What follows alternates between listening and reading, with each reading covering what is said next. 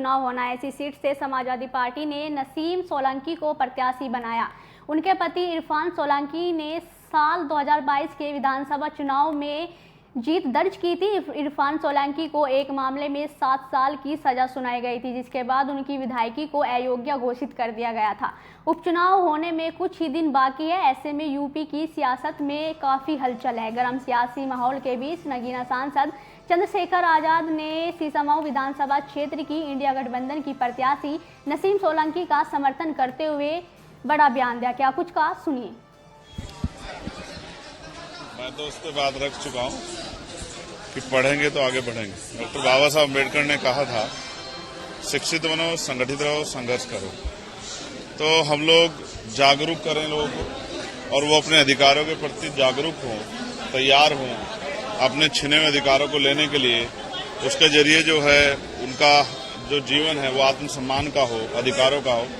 तो हमने जो नारा दिया है वो यही है कि पढ़ेंगे तो आगे बढ़ेंगे और साथ साथ चलेंगे। बटेंगे जैसे बयान से क्या प्रभाव पड़ता है? मुख्यमंत्री जी को जवाब देना चाहिए। जब वो मंच पे खड़े होके हरिजन और गैर हरिजन की बात करते हैं, बांटा किसने? पहले ब्राह्मण, क्षत्रिय, वैश्य में, फिर जातियों के आधार में, जातियों में भी जातियां, गोत्र किसने बांटा? आप जानते हैं कि ये सब जो है जिन लोगों ने व्यवस्था बनाई उन्होंने ही बांटा। बटे हैं सच में। अब जब इस व्यवस्था कैसे तो भी कटते थे, तो भी मरते थे, तो भी बिना अधिकार के रहते, तब भी जुल्म सहते थे, अभी भी सह रहे हैं।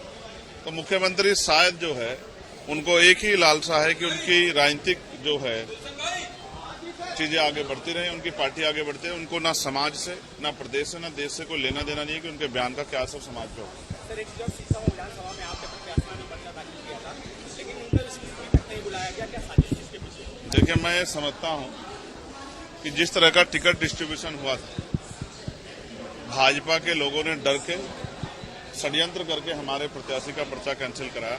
हम इन चीजों से डरने वाले नहीं।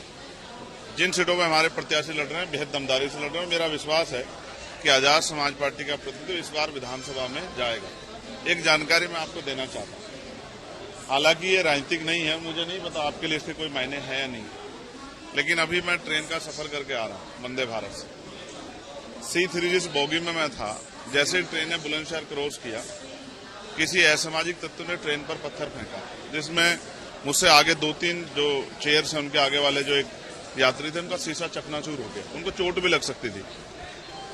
मेरी नजर में ये जरूरी नहीं कि षड्यंत्र का हिस्सा हो, किसी को नुकसान पहुंचाना, ये लापरवाही भी हो सकती है, ये जानकारी का अभाव भी हो सकता है। मैंने ये अपील की है एक्स के माध्यम से अपनी बात रखते हुए कि सबसे पहले गांव में, घर में माँ बाप और फिर स्कूल में एक जिम्मेदार नागरिक बनाने के लिए संवैधानिक कर्तव्य, संवैधानिक अधिकार के साथ संवैधानिक कर्तव्य क्या है एक नागरिक के, उसके लिए भी हमें लोगों को तैयार करना चाहिए बचपन से ही। रेलवे की संपत्ति जनता की संपत्ति है, देश की संपत्ति। देश की संपत्ति की सुरक्षा करना एक जागरूक नागरिक का अधिकार है, कर्तव्य है। तो इसलिए मैं देश के जो संविधान में आस्था रखते हैं, जो मुझ में आस्था रखते हैं, जो इस आंदोलन में आस्था, उन सबसे अपील करता हूं कि कभी भी ऐसे किसी कृत्य का हिस्सा न बने जिसमें देश की संपत्ति को, सरकारी संपत्ति को नुकसान हो या किसी का भी नुकसान हो। ये अच्छा नहीं है। मैं रेल मंत्री जी से, केंद्रीय रेल मंत्री जी से और प्रशासन, पुलिस से ये मांग करता हूं। करोड़ों रुपए का नुकसान भी रेलवे का हो रहा है, जनता का नुकसान है। तो कभी कभी गैर जिम्मेदारी में, लापरवाही में हम अपना ही नुकसान करते हैं। तो इन सब चीजों से दूर रहना चाहिए। इसका नुकसान होगा, कल उन पर कार्रवाइयां होंगी।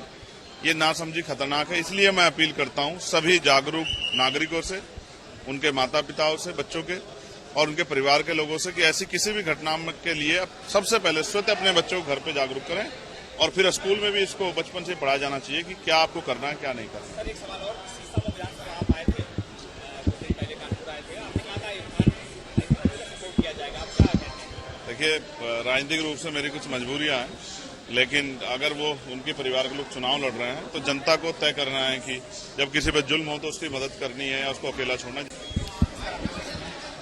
मैं तो उस पर बात रख चुका हूं कि पढ़ेंगे तो आगे बढ़ेंगे। डॉक्टर बाबा साहब अम्बेडकर ने कहा था, शिक्षित बनो,